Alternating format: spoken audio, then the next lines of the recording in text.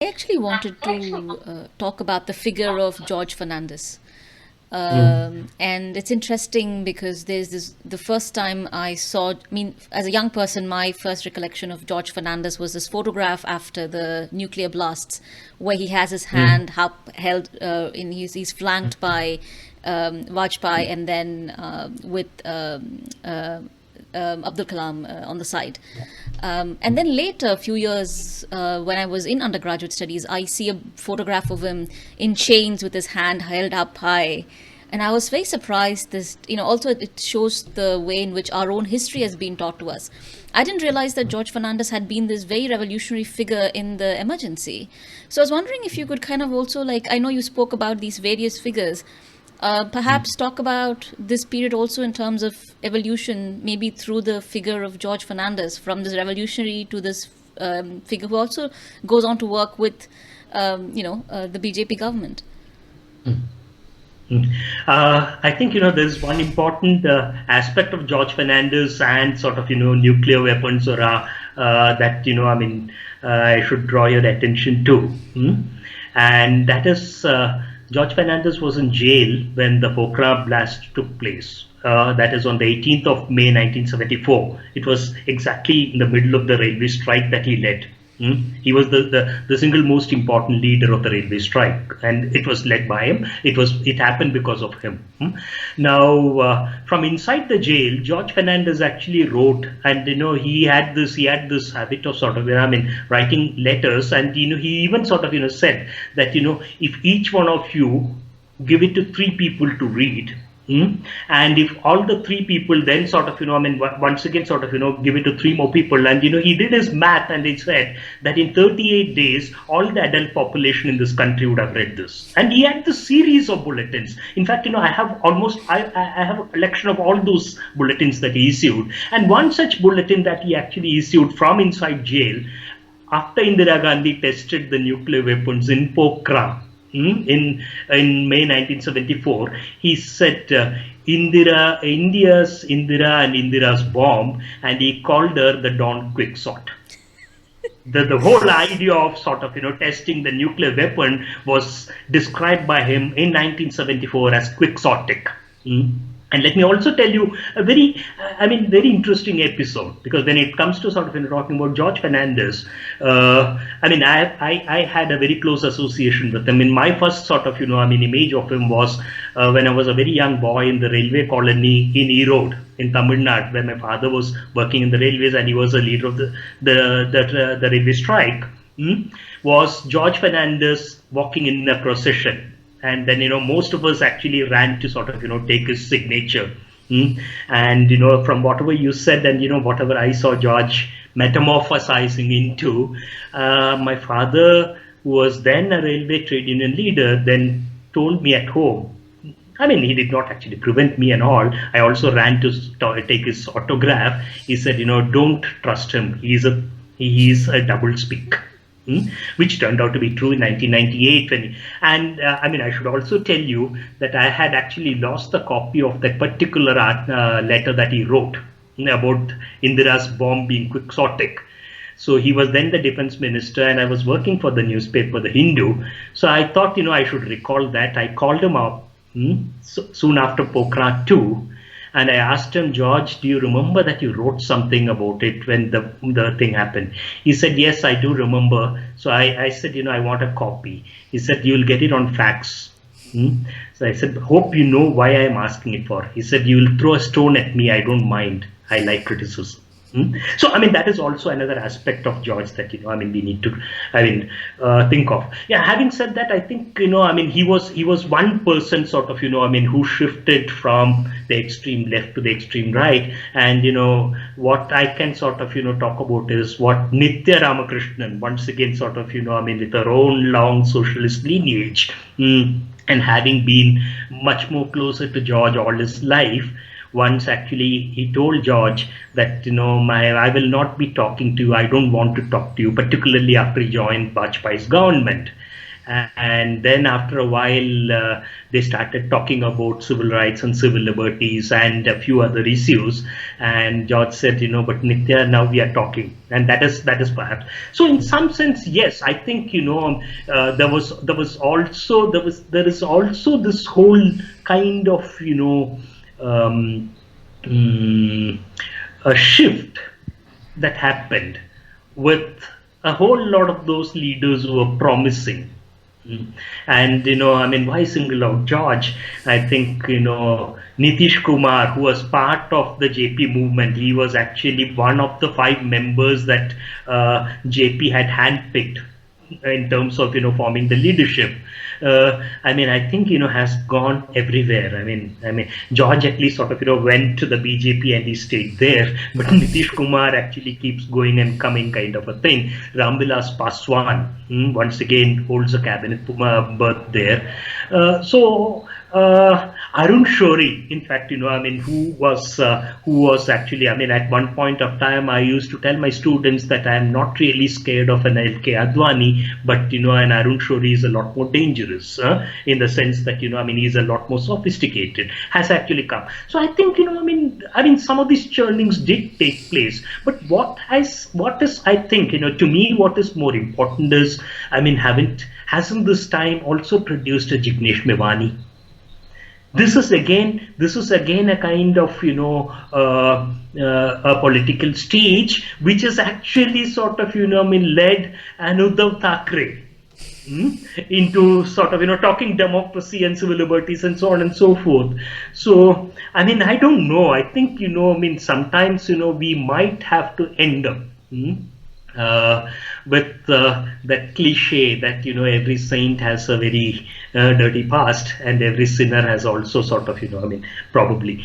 So having said that, what is most important now is to restore the idea of democracy, and which perhaps faces a much big threat with the collapse, or rather sort of the retreat of public institutions, whether we talk about health, whether we talk about education, whether we talk about sort of I mean, the larger discourse and so on and so forth. And like it was what we call the parallel cinema that gave us good cinema, we are today in some kind of a stage where there is excellent media, but that happens to be the parallel media.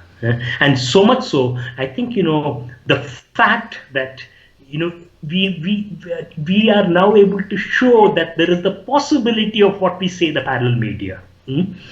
Uh, it is possible. I mean, I don't know whether it's possible for any one of us. In fact, I used to tell my students in ACJ quite often that I mean, a group of us can get together and perhaps produce the best newspaper the world has ever produced.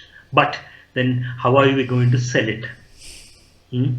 So I think technology has probably sort of I mean, come out with this space again. So I mean, there is a little bit of redemption that we still have the space. I can only imagine, like I mean, the emergency did not actually provide us the space. The only space was we could write graffiti inside the lift, or sort of I mean, just make a little bit of tinkering with be Indian, buy Indian, and I mean, we were talking about sort of so in some sense I mean.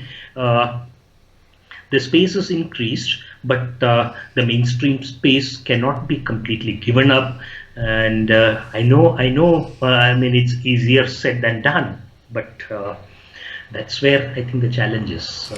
I And mean, when things get more difficult, the challenge gets deeper, and what is necessary is that, like we need to think mm, and a that little brings harder. us to I want to talk about this idea of producing this greatest newspaper in the world. Mm.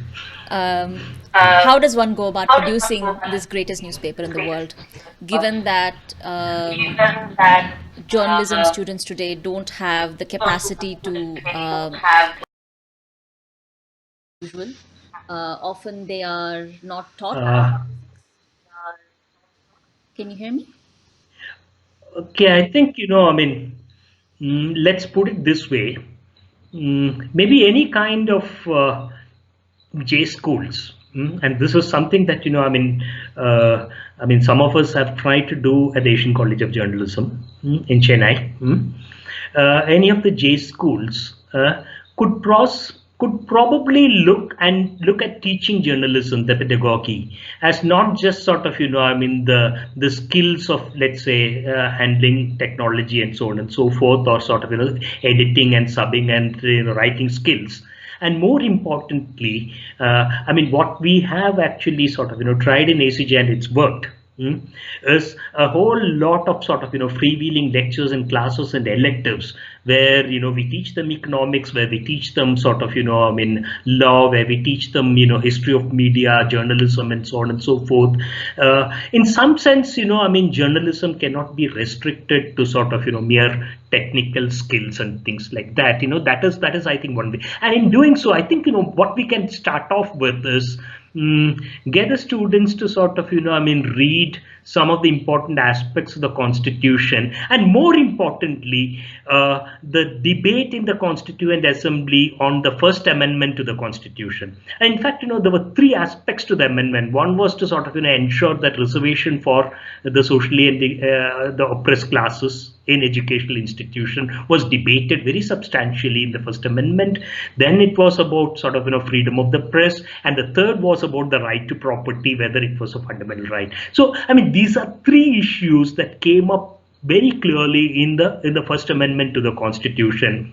And quite recently, I remember Jagannathan, now one of those who actually sort of, who's continuously voicing his opinion, and most often, landing in very absurd kind of level. He even accused Sardar Patel of having pushed through the Constitution First Amendment, and I had to point out to him that the Constitution First Amendment happened in 1951.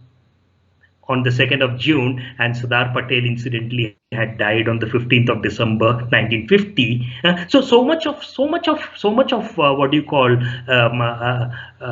nonsense gets in. Factually, sort of, questionable kind of contentions are raised. And so what we need to sort of, probably think in terms of a module even in the journalism schools. I must probably think in terms of, suggesting this even at ACJ, that a kind of a close reading of the First Amendment, and subsequently there was this wonderful report of what the press commission, that is, the first press commission that was constituted in 1953, and finally it talks about the whole political economy of what the media is. Beautiful report. I wish actually sometimes, I'm incidentally sort of, working on that. So in some sense, these aspects, and also the experience of what the media did in the context of the emergency, and subsequently what the media did in its most glorious phase, that is the 1980s. We need to sort of, once again keep telling that a Neerja Chowdhury, who was a very young reporter in the 1980s, probably the time that, you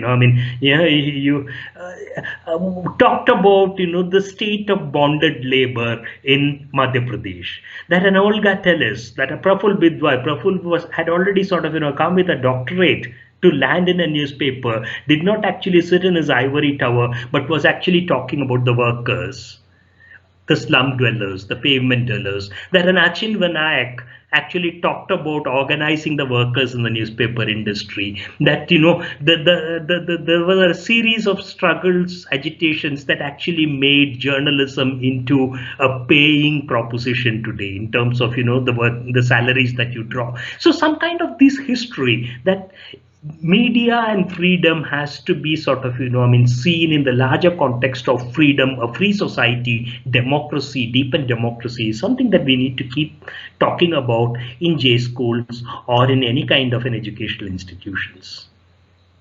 Thank you so much. I think we've already had the conversation for close to an hour, but thank you so much for joining us. Okay. At the end of this video, what we will do is we have a series of the books, the articles, and the lectures that you suggested will become a part of the bibliography. Again, thank you so much for your time.